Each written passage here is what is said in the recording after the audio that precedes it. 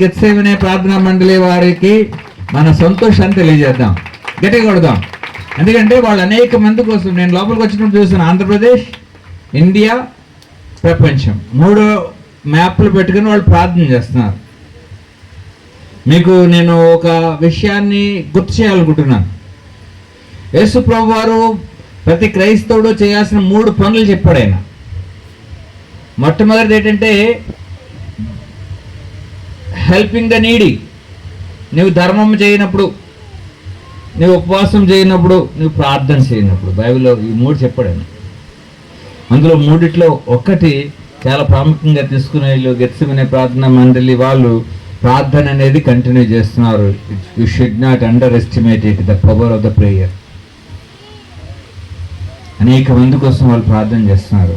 యేసు ప్రభు ఇచ్చిన 3 ఆటల్లో ఒకటి అంటే 33% వాళ్ళు ఫుల్ఫిల్